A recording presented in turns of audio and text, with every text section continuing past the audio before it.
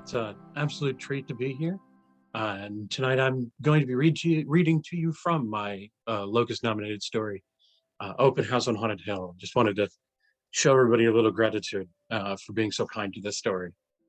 Um, and without further ado, it begins.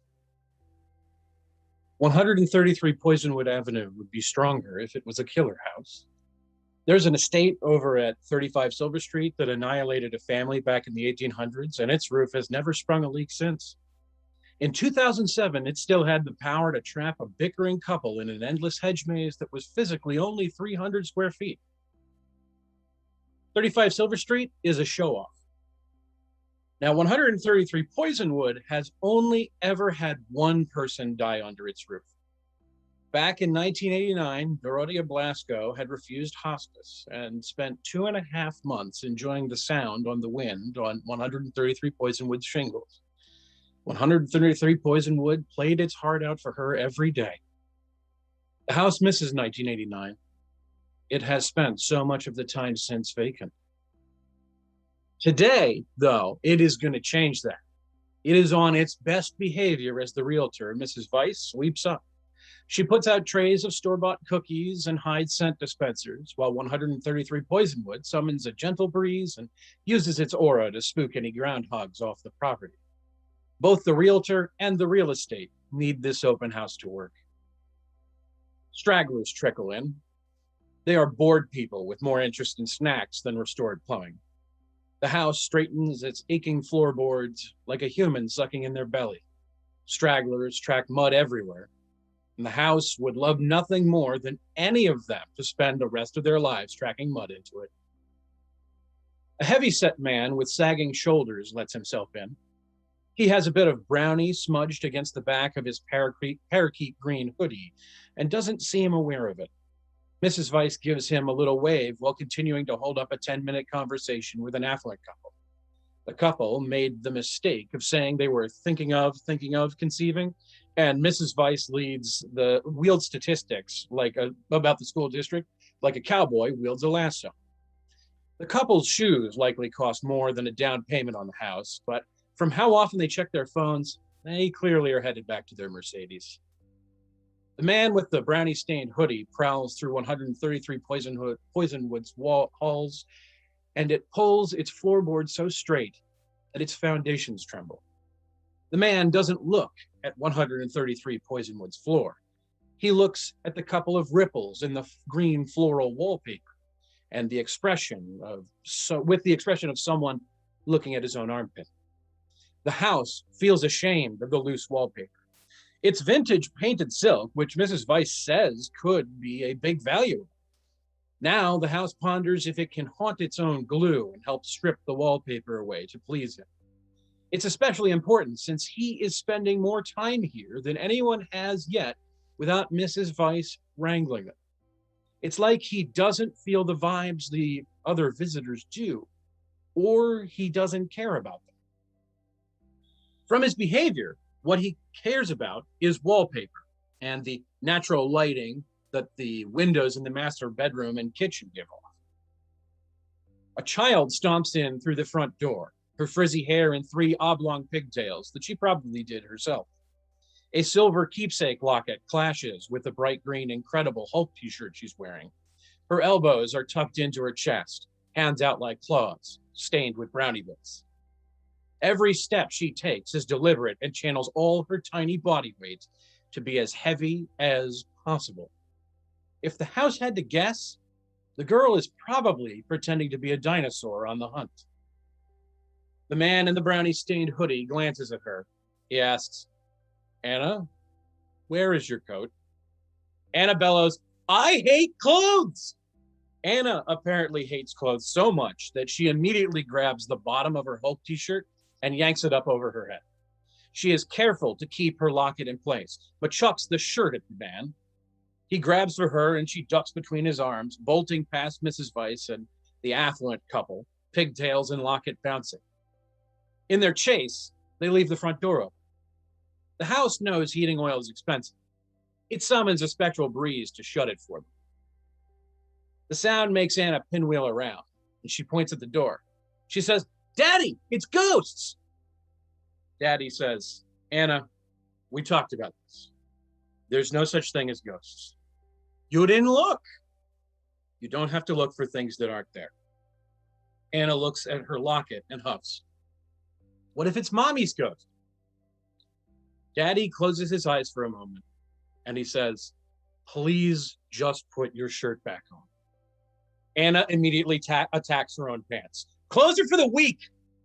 Put it on or we're leaving, Anna, he says, trying to wrestle clothing onto his daughter. She pushes at him, leaving more brownie residue on his hoodie. As they battle, the affluent couple slips out through the front door without closing it. The house closes it for them. Heating oil isn't cheap. The triangular roof means that the second floor only has the space for one bedroom. Mrs. Weiss reads the expression on Daddy's face, and she attacks with, the basement is very spacious with generous lighting. It's cool in the summer and toasty in the winter. Anna says, heights are bad luck anyway. The 4-year-old scarcely looks at the bedroom before backing out. She holds the handrail with both hands as she climbs down the stairs on quivering legs. On the third stair, she freezes entirely. Daddy is in the middle of surveying the room and misses Anna quivering in place. Now, some houses give their residents visions of slaughters or trauma. 133 Poisonwood gives Daddy a swift vision of his daughter's vertigo. He doesn't know it's anyone else's insight, and he wouldn't believe it, but he's at the stairs in seconds.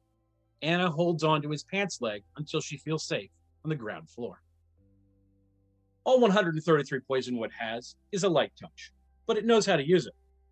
You see, haunting is an art. Now, the basement is only half underground, so the windows are level with the freshly mowed front lawn. Anna spends a moment giggling at the view. Then she whizzes around the basement from the combination furnace and laundry room to a storage closet to a pair of vacant rooms. They would make a perfect child's bedroom and playroom, if you ask the house. Anna goes to the west room announcing, Daddy, this can be where you keep all the ghosts you bust. Mrs. Weiss offers, one of these could be a good home office. You said you telecommute? Because Google Fiber is coming to the area next year.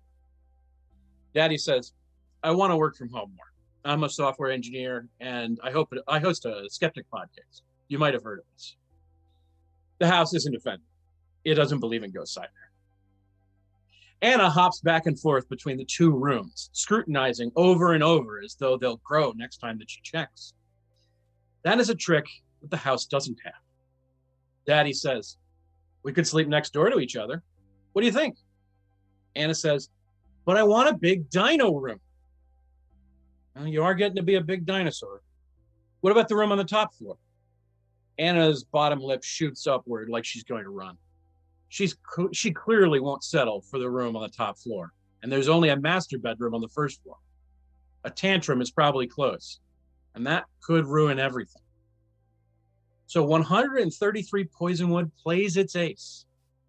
Every decent haunted house has at least one secret room. Dorothea Blasco used to sew down here when she didn't want to be pestered, in a room her family couldn't find. It would be a perfect place for Anna to grow up in. Perhaps she'll learn to sew. With the sound of an affectionate kitten, the door opens. Shock hits the adults, who definitely don't remember there being a room there. But Anna doesn't care, and she runs to explore it. We aren't showing that room, Mrs. Weiss says, scrambling to cover for herself. She's panicking, imagining hazards and lawsuits. She doesn't understand. 133 Poisonwood is going to clinch the sale for them. The room runs deep, with an expansive window that hasn't been seen from the outside in over 20 years. A sewing box with a scarlet and royal blue quilted exterior sits next to a rocking chair, and beneath the window is a broad spinning wheel that still smells like hobbies. Many great dresses were supposed to come out of this room. There are a few cracks on the concrete floor. Nothing a loving father can't fill in to perfect his daughter's big dino room, though. Anna, Daddy calls. Stay near me. Anna ignores the call and runs straight up to the spinning wheel. Her little hands grab onto the spokes in the drive wheel and she turns to the door. It's like Mommy's. Daddy says, "Careful, that's not ours." Anna yanks the wheel around to show it off to the adults. She pulls before the house can resist, and the entire device creaks and wobbles, and it topples straight down on top of Anna, throwing her to the floor. Daddy grabs her shoulders and pulls her from between the cracked wheel and treadle. Anna's too distracted, bawling, to feel her necklace snag in the spindle. The thin chain snaps and the locket slips from her neck and down a crack in the floor. Without intending to, the house sucks the chain down like a strand of spaghetti. It tries to spit it out, but it can't. There's too much going on. Daddy squeezes Anna to his chest so hard that she could pop and keeps repeating, "Are you all right? Are you all right?" Mrs. Weiss gestures and says, her hand, "Are you all right?" Anna says, "Let me fix it." She stretches her hands out to the broken spinning wheel. One of her hands is bleeding, and still she wants to use them to clean up her mess. She says, "Daddy, let go. I'll fix it. Don't make the ghosts sad." That breaks Daddy's concentrated trance, and he lifts her under one arm, ignoring the kicking of her feet. He marches for the stairs. "No. I warned you, and we are leaving." "Daddy, no. No more. Say goodbye. You see the ghosts aren't saying goodbye? Do you know why?"